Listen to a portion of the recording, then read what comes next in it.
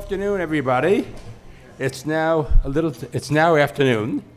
For those of you who I haven't met, my name is Leonard Lauder. I'm the co-chairman of the Alzheimer's Drug Discovery Foundation, and I want to welcome you to the 4th Melvin Goods Prize. And now, we are joined today by Nancy Goods and Mel's grandchildren. May I ask Nancy to wave to us and stand up? And the grandchildren. I don't have the names. Please. Come on, up. Okay. Our job is to memorialize and remember the great work that your grandfather did, and Nancy, that your husband did. Now, the Goods Prize embodies the spirit of Mel Goods, who is a pioneer in the pharmaceutical industry. But not only a pioneer in that, he is the one who almost single-handedly, with us, got the idea rolling that we would look for great research to do great things for this disease. But today's award recipient is going to be Dr. Michela, I got it right, Michela? Thank you. Michele Gallagher. That's a very interesting combination, Michela. and the past honorees here today, Dr. Frank Longo and Dr. Roberta Diaz of Britain. Bobby, where are you? Here I am. Okay.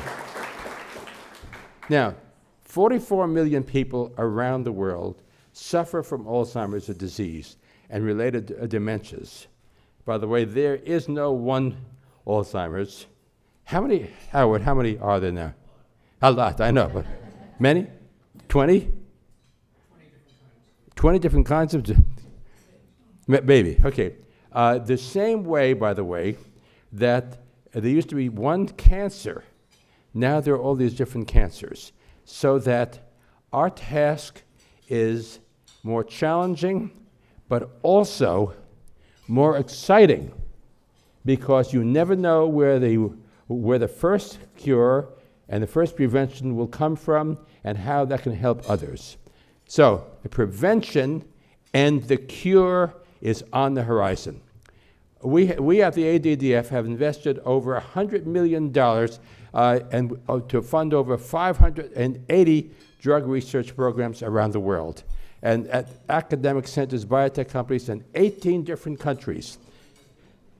Alzheimer's does not know any boundaries, and you never know where the cure or the prevention will come from. That's why we have spread a wide net. And if I may, it's not on my not listed on my remarks.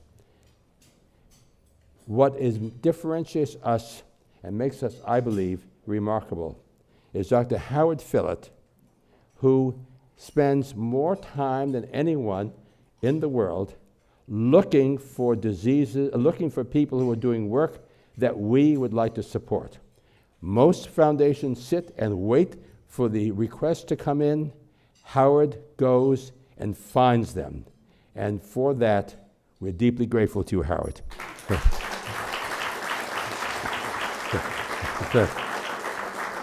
So I've never been more optimistic. We have supported the first diagnostic test for Alzheimer's disease, and we help fund about 20% of all the treatments for Alzheimer's currently in clinical trials. Can you imagine? 20%. Think of what we can do. So here's the thing. I have never, as I mentioned, I've never been more excited about where we are today. For those members of our board who were with us 2 days ago, we had scientific presentations, and all of us left the room walking on air saying that yes, there is hope coming for prevention, and there is hope coming for cure, and we will do it for you.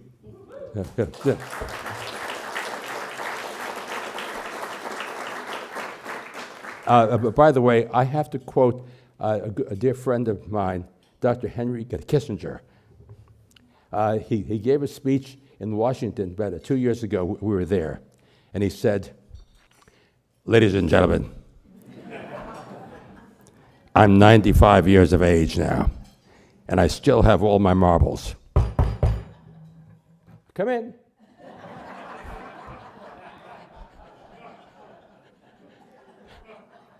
I'm the only one in the room who can get away with that. So I'm optimistic, and I want to introduce my dear friend Nancy Goods, who's going to do the prize presentation. Nancy, please join us. Hello, everyone, and welcome. I use this time each year to honor our awardee, to express our gratitude for those who support ADDF, and to bring you up to date on our Alzheimer's journey. That journey now enters its second decade. It has been nearly 10 years since Mel's diagnosis, and it is likely that he was affected by Alzheimer's well before that. As in all our lives, the past year has brought moments of sadness, including the passing of Arlene Goods last June. She died peacefully, surrounded by her children. This year has also brought moments of pride in the accomplishments of our extended family. This summer, we celebrated the graduation of our granddaughter, Brittany, from college, and the marriage of our niece, Rachel. You probably remember Rachel. She stood in for me last year when Mel and I were retreating from Hurricane Irma. This year, I'm pleased that you'll hear from Brittany, who will speak later in the program. Also with us today is our oldest grandson, John, who turned 14 yesterday. One of the joyful events of the year comes in about 2 weeks, when Mel and I will celebrate our 20th wedding anniversary.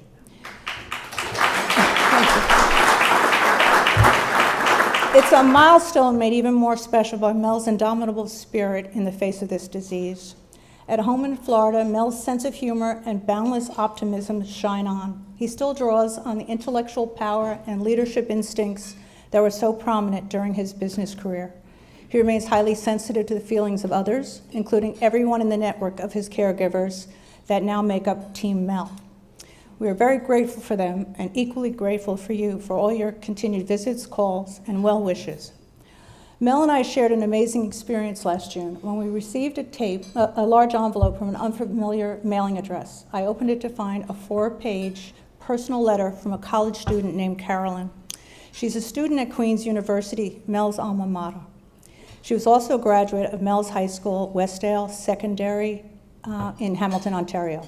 Carolyn received a good scholarship endowed in Mel's name for Westdale students who earn admission to Queen's University. She wrote to us about her experience at Queen's and about her dream to become a neonatal intensive care nurse. Carolyn said that Mel's story had changed her life and that she wanted to emulate his approach to leadership. To quote her letter, "I am learning that leadership is not about being number one, about being a go-to person, being prepared, making decisions, delegating, asking for help when needed, and standing back when you can so others can grow." I read Carolyn's letter to Mel, and he was both delighted and amazed. Continually, he asked me, "I did this?" I assured him that he did endow these scholarships, knowing that this was a relatively minor star in his constellation of social good. The tipping point came when I showed a painting that Carolyn had sent with her letter. It was of the old schoolhouse at Queen's where Mel took his undergraduate business classes. This building has now been renovated and is integrated into a larger, modern academic center named Goods Hall, now the current home of the business school. Mel recognized the building instantly, and his emotion poured over. He began to cry, as did I. Carolyn's letter carries many lessons on gratitude, inspiration, and leadership. Most important, her letter demonstrates the power that our contributions can have on others. This power is magnified by being focused on a common cause, such as the one we support today. We know that ADDF's drive to a cure is rooted in a strong vision and a well-crafted strategy. We also know that progress depends on continued acts of generosity. Each act amplifies the others and brings us closer to the goal. Now, I don't know whose contribution will eventually prove crucial in the next Alzheimer's breakthrough. It may be the legendary generosity of leadership of visionaries like Ronald and Leonard Lauder, or it may be one of the more modest contributions that come to ADDF often from people affected by relative suffering. All are important. I can't say if the work of our honoree, Dr. Michele Gallagher, will lead to a new treatment or cure. I can only say thanks to her and to many others, momentum is building, knowledge is growing, and hope is greater than ever. Just as Carolyn's nursing career will go on to benefit thousands of patients, I know that what we all do to help ADDF will go on to benefit millions of people in danger of Alzheimer's. I most deeply thank the Lauders, Dr. Fillit and his team, and especially all of you for enabling the scientific achievements of pioneers like Dr. Gallagher. Together, we look forward to the time when we can change the course of Alzheimer's and to go on to fully achieve the vision and mission of ADDF. Thank you.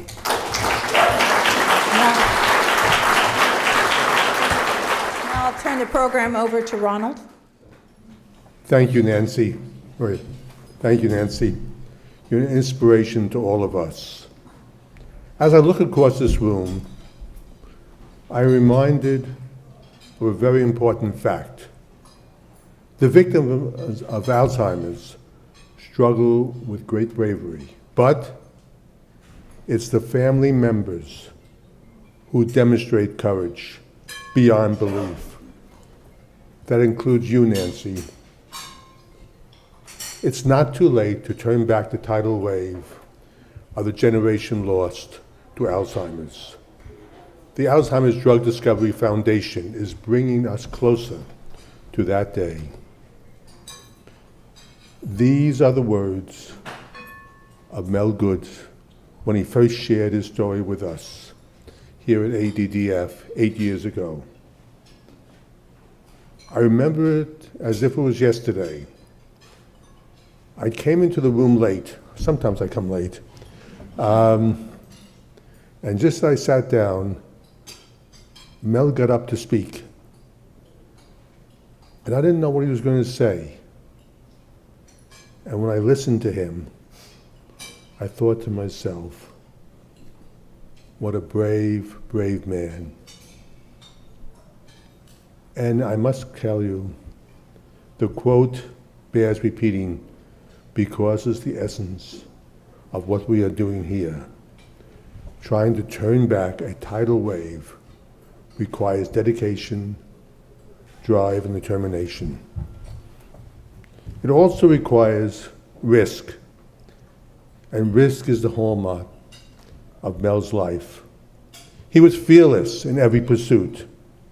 As chairman and chief executive officer of Warner Lambert, he turned the company around with a big bet on a drug called Lipitor, a drug that changed the course of heart disease and saved countless lives. Allowing children to keep their parents for many more years because of Lipitor. How can we even quantify that kind of gift? Mel also brought the fight to Alzheimer's with the first drug called Cognex to the market. He dedicated his career to developing drugs that improve the health and well-being of people who you'd never met. What a gift. He also put his faith in the power of people working together to achieve success. This organization, the Alzheimer's Drug Discovery Foundation, is defined by risk and innovation. Leonard and I took a risk 20 years ago when we started this foundation for one simple reason. We knew we would not achieve our goal without risk. So we took a different approach. We took on ideas considered too risky. Our goal was to support the best new ideas and the brightest scientists, such as Michela, and the prize winners who came before her. Today, we are at a critical junction for Alzheimer's research. You just heard from Leonard some of the things we're doing. We're making progress, but there's still so much work that lies ahead. And the Alzheimer is the cruelest of all diseases because it takes away memory. And although memory With memory, we lose everything. I must tell you, Mel knew what challenges lie ahead, and he became committed to the next generation, the millions of people who will get this disease in years to come. And as our population ages, we've heard from Nancy about the incredible impact Mel is making through Goodis Hall and the Goodis Scholarship.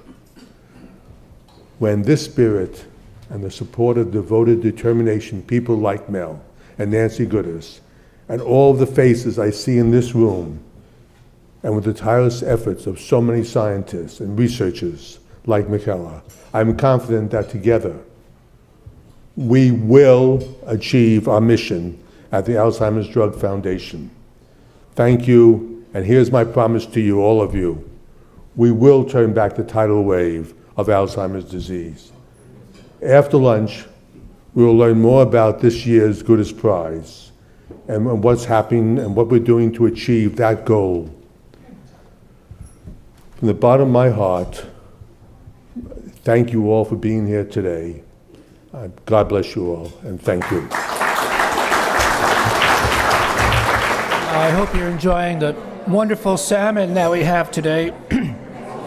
I'm Howard Fillit.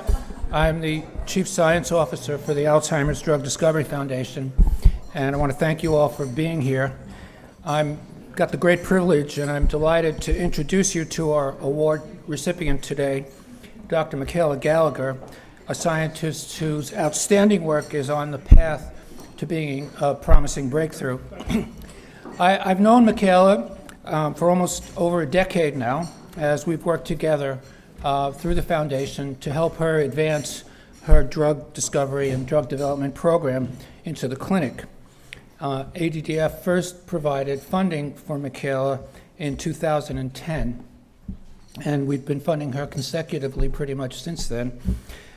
We've provided her money both at her lab at Johns Hopkins and then helped her to spin out a biotech company that you'll hear about today called Aging Bio, and we've subsequently made a number of investments in Aging Bio to advance the program, a total of about $2.8 million to date. Michele absolutely exemplifies the essence of the Goods Prize and is pushing the boundaries of science to drug discovery and development. Michele is academically the Krieger Eisenhower Professor of Psychological and Brain Science and heads the Neurogenetics and Behavior Center at Johns Hopkins University. She founded her company Aging Bio in 2008 with some early ADDF funding, and since then, in addition to being a basic research scientist, has become a drug discoverer and a bio-entrepreneur. And she has spent most of her time in career doing basic research, but her drug, amazingly, is about to enter phase 3 of drug development, which, as many of you know, is the final stage of drug development before a drug, if successful, goes to the FDA for approval. Her drug is remarkably one of only about 10 that are currently in phase 3 for Alzheimer's disease. And it's the only one that is not directed against amyloid, which, for those of you who know, is very much a primary target of current pharmaceutical development. And ADDF is actually very proud to be able to sponsor and have taken a part in the development of this drug, which, as I mentioned, is the only drug in phase 3 right now with a unique mechanism of action that Michele will tell you about. Briefly, the way her drug works is that it targets brain hyper or overactivity, and I know that seems like a strange concept because we typically, both we scientists and all of us, think of the Alzheimer's brain as being one that's underactive. But what Michele discovered is that in the part of the brain where memory and learning is, and part of the brain called the hippocampus, which is a big word, that actually there are circuits that develop that through pathology that become overactive, and in being overactive, they're driving neurons metabolically so fast that they then are at risk for cell death. So toning down this overactivity, especially at a stage of the disease that's very important. So Michela's work shows that this hyperactivity, this overactivity, particularly occurs at a stage of the disease called MCI, or mild cognitive impairment. So the way this disease develops is we develop plaques and tangles, we develop pathology maybe 20, 30 years before any clinical symptoms. And the first clinical symptoms we used to think of as mild dementia, but we've recognized since then that there's a stage of the illness called mild cognitive impairment, which is often the first symptomatic stage of the disease, where people only have memory problems. They might be asking the same question a couple of times a day to their spouse, things like that. But they don't really have functional impairment, so they even could still work. They can still have good quality of life. And so the idea that many trials now, and we're funding 33 trials now, and 2/3 of them are at the stage of MCI, or mild cognitive impairment. The good thing about treating at mild cognitive impairment is that it's a prevention treatment, in the sense that if we can pick up people with mild cognitive impairment and treat them and prevent them from becoming demented, this would be a great gain for all of us in the treatment of Alzheimer's disease. And so Michela's drug, AGB-101, has a unique mechanism of action and is particularly effective, hopefully, in this MCI stage. And she's shown efficacy already in phase 2. The company has recently got, I think it's $20 million from the National Institutes of Health, which is another validation of her program, external scientific validation, and that $20 million, in addition to money that Michela is going to be raising, will lead to a very potent phase 3 study that we all are very hopeful about. And if it's successful, I would say in 2 or 3 or 4 years, we will have a drug to market. The Goods Award recognizes scientists who are more than visionaries. Like Michela, they turn basic research into real drugs that we can take. They are the drug discoverers of the world. And the ADDF is proud of not only Michela, but the other drug discoverers, some of whom are in the room today. And I just want to call out Professor Frank Longo, who's the chairman of neurology and neuroscience at Stanford University. And we also helped Frank to spin out a biotech company called Pharmatropics, and we've been funding Frank actually, I think, since 2000, is that right? And Frank is now in phase 2 with his drug in Europe. And this drug is what we call neuroprotective, and we're very excited about Frank's drug. It really could be a revolutionary drug for Alzheimer's disease.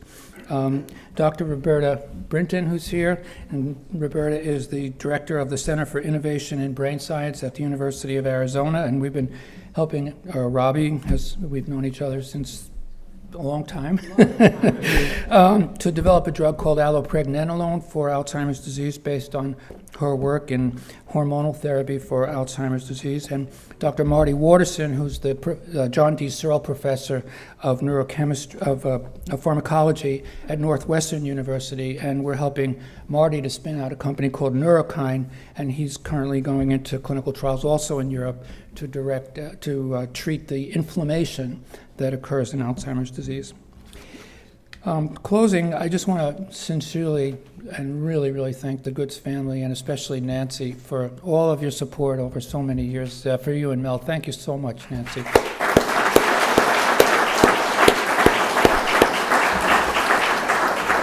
And of course, we want to thank all of you in the room for your support and for being here today and supporting us in this award and other efforts that we're making. I just want to reiterate what Leonard and Ronald said, that I've been doing this about 40 years now, and I've never had more hope and been more excited that in the near future we're going to have some safe and effective drugs for Alzheimer's disease, not only to treat it, but ultimately to prevent it so that none of us will suffer this horrible illness that all of us know so well. So if I may, I'd like to give Michela the award right now, and give her the...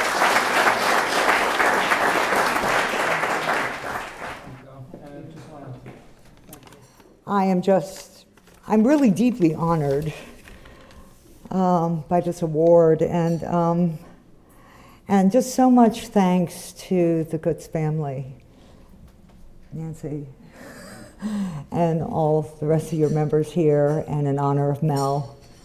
I shared with you that I had the same journey in my family. My mother died of Alzheimer's disease quite some years ago, and there's so many of us in this room who have had this experience, and we want to get as fast as we can to a change in circumstances, so this is not the burden on people, families, and society as a whole. It's the looming public health crisis of our time in this country and globally. And I also want to say that this prize is genuinely more meaningful to me than any recognition I've ever gotten for my work. And that's an honest statement. And some of it's because the work that it is recognizing was such a stretch for me. To go from being a scientist, getting tenure, publishing papers, all those kinds of milestones that you go along the way. But this was uncharted territory. And I think Howard did mention that, I've done, and I've had a lot of supportive talks with Frank Longo too, because it's really fairly rare that you kind of continue to sort of nurture the science across this great divide into a company. And in Alzheimer's disease, in the era where we started to try to get into the real, private and FDA realm, it was hard to break in with so much interest in a single target. And so it really did take a lot of scientific representation to do that. The other thing that was really a challenge when I started, because we had some wonderful data, we used brain imaging to use this drug and to see that we were affecting this overactivity in the brain, and the idea then, and there was already some evidence that lowering that overactivity would slow progression of the disease. There was no FDA regulatory pathway for treating people prior to dementia. So in this earlier phase of disease, you didn't know how to construct a trial that the FDA would agree with you, would prove efficacy and lead to, prescriptions to patients. That was a little bit of a hurdle to overcome. And there is that pathway now. And we are just so excited at Aging Bio because we are doing our phase 3 pivotal trial. There's something called the end of phase 2 meeting when you talk to everyone at the FDA in detail about exactly who you're enrolling, how you are designing the study, what measures you're using, and they basically agreed with us on, how we would do the trial. They have no concerns, and this is also another hats off to ADDF. They have no concern about safety. This drug we discovered in our laboratory would affect this condition in basic research models, and it had been used for decades at 15 times the dose that you needed to control this overactivity in the location of the brain where it occurs in early Alzheimer's disease. And that drug has never been prescribed to a patient. It's not in what they call the Orange Book for anything. So we were able to get a lot of IP protection around the drug to formulate it so the patients would be exposed to it in the right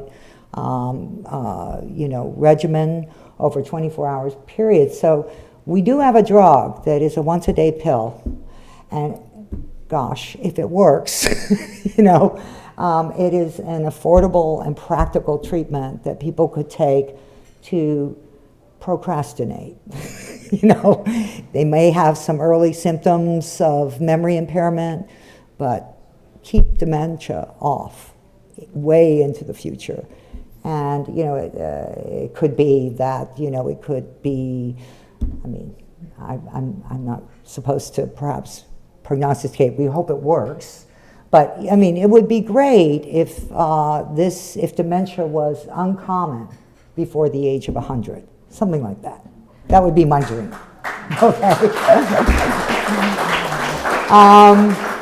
So, I mean, that's what we're trying to do, and I can absolutely say that I would not be here without ADDF. I actually want to, I'm glad I brought some notes up here. I want to acknowledge some people who are here in the room that many of you at ADDF may not know. I would say almost most importantly, I am the proud parent of 2 daughters who are adults, and one of them is here with me today, Siobhan. She lives in Brooklyn, so I get to spend the weekend with her. And she's a wonderful person. Take her mother's, testimony. But she has been particularly supportive to me, and I've needed it in this late phase of my career when I'm trying to do so many novel things. She's just been terrific, and she keeps saying, "Mom, you're going to do this." So I believe her. And then I'd also mention I have another daughter who is known to Mark. There you are. Okay. I had a really fun experience in May attending the Milken Global Conference out in Beverly Hills, and this was fairly recently after Mark joined the organization here, and we had a great time. He met my other daughter, who is sort of a live wire, and we actually were at a panel called Alzheimer's Disease, Rewriting the Playbook. So it was like open season on new approaches to Alzheimer's disease, and it was a very sort of vigorous event, I thought, really nice. And that was the first time I met Mark. I would also like to just introduce Barry Greenberg came with me from Johns Hopkins, and Barry's a colleague of mine at Hopkins, and we've been sort of sprinkling around new approaches to Alzheimer's prevention and bringing collaborative teams together at Hopkins, and he is leading a new Alzheimer's prevention initiative there, right? Translational, right, and so it's in any age. And then the other thing I just want to mention is there is a member, okay, I'm going to introduce Richard, is the MVP at Aging Bio for Clinical. We were incredibly fortunate when Richard Mose, who is on the governing board here, retired from Lilly with all of his experience running phase 3 trials. He came and he is leading our phase 3 pivotal trials. So I have all sorts of confidence, and the world does too, in his expertise in delivering the trial. But the thing about Richard is that he's also full of wisdom. He has just been such a great person to work with and to kind of keep me sane through this whole late stage drug development process. So I wanted to say just a few more words about my experience with ADDF, because I have met Howard a good 10 years ago. And I just want to tell you that Howard provided a very refreshing view of how to look at Alzheimer's disease. And I think some of it's because of his medical background in gerontology. And it was at a time when in the field, including the NIH, Alzheimer's was a disease and aging is not.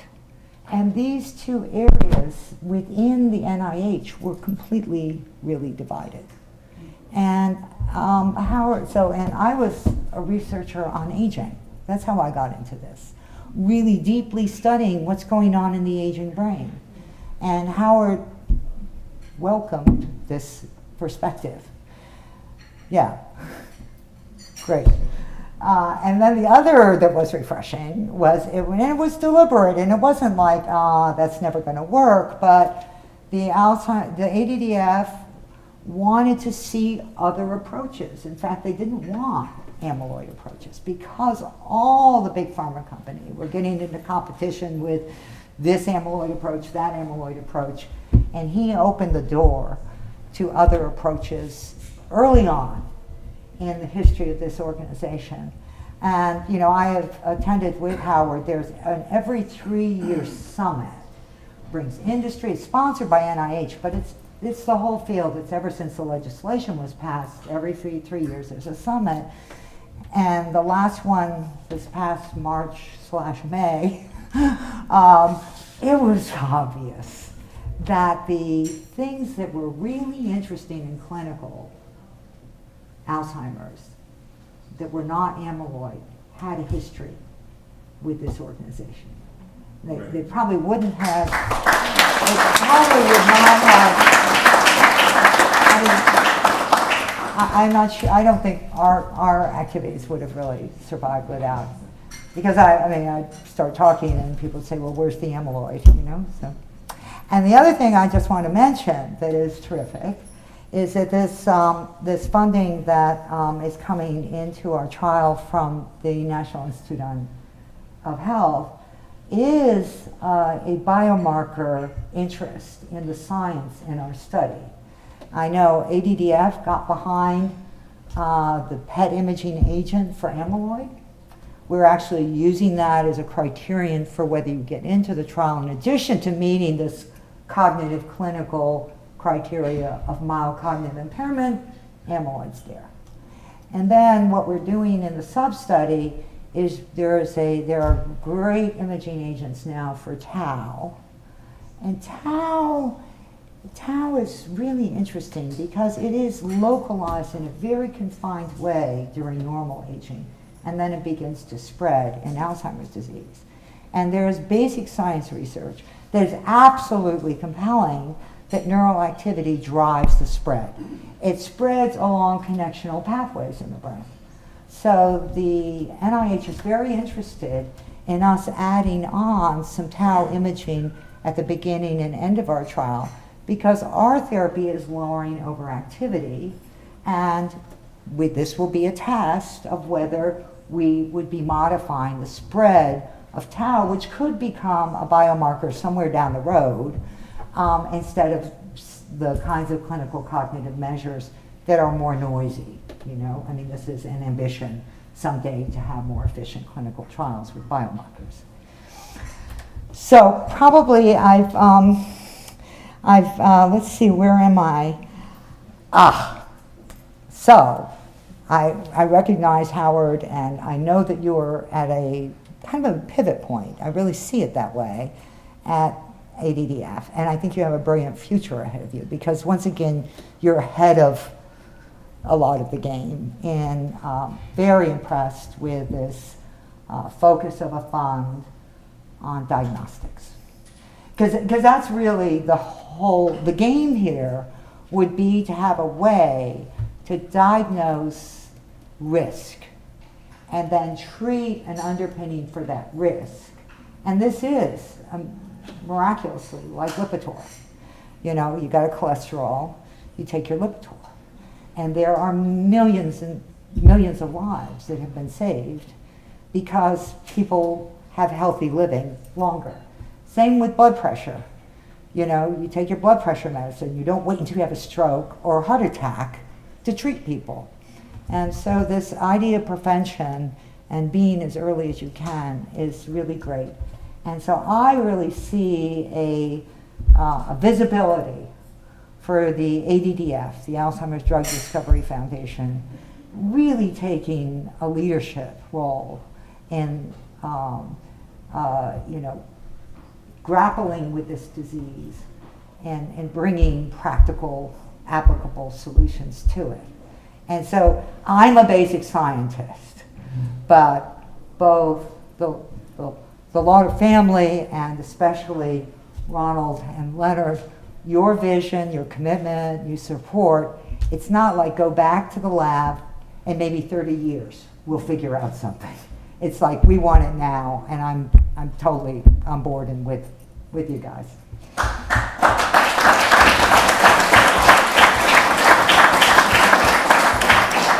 Okay, so we're hopeful. Our trial is named Hope for MCI, and the acronym actually stands for where the overactivity is in the brain, but I like HOPE as an acronym for our trial. And we hope with the continued support of the community, we can show industry a thing or two about, and restore faith in the ability to really make progress in this field with other approaches. So I am very grateful, and this whole occasion has fortified me. I need some fortifications at this point. So thank you.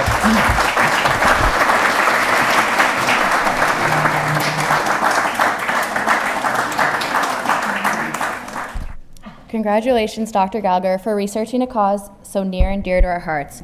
Your extraordinary work will hopefully leave a mark on this world. My name's Brittany Caceres, and I'm Mel Good's oldest granddaughter. When I was told last year that it's now my turn to talk at the luncheon, I knew I could not take this request lightly. Instead, I would take this opportunity as an honor to talk about an amazing man that had such a big impact on my life. The love that my grandpa, also known as Big Daddy, showed towards my family was reflected through everything he did. Whether he was teaching me how to shave my face at age 4, or coming to all of our grandparents' days in elementary school, his warmth and gentle humor is a personality trait that I will always admire. With my grandpa getting diagnosed with Alzheimer's in 2009, I consider myself extremely fortunate to share the first 14 years of my life with him still healthy. I got to experience some of the best years my grandpa had to offer. I got to remember who he was before having Alzheimer's. It's absolutely incredible what a man could teach a young girl in such a short amount of time. Anyone who knows my grandpa knows of his generosity, work ethic, humility, and selflessness. From a young age, he showed me the power of helping others less fortunate than ourselves. This is a value that will be carried with me for the rest of my life and hopefully instilled in my children when that day comes. The support I received from my grandpa throughout my life has been remarkable. He was always asking me about sports, school, and life in general. I stand up here proudly, knowing how delighted my grandfather would be to know that I just graduated college last May and started my full-time job in June. Although there are many, many valuable and cherished lessons that my grandpa has taught me, I can only share a few today. 1, be humble. With my grandpa being as successful as he was, I never once heard him boast or talk about himself. He never liked to be the center of attention. He taught me to be humble in even the most proudest of moments. 2, the most important people in your life are your loved ones. No matter what's going on in our lives or how stressed out we were, we would always make time to go on a family vacation and enjoy each other's warm company. And lastly, 3, to practice gratitude. My grandpa's genuine appreciation of life was ever so present. He never took anything for granted and taught us all to do the same. Although Alzheimer's robbed my grandfather of his memories, I hope it will not rob anyone else. I'm fortunate enough to have memories of him, even though he doesn't have any of me. I hope that I'll always be able to retain these memories. Let's fight this battle and never give up. We need to all continue to and never let our determination die out to find a cure. Let's keep the hope for a cure alive. In closing, I'd like to thank ADDF and everyone here for supporting such an important cause, and hopefully soon enough we will win this uphill battle with Alzheimer's. Thank you.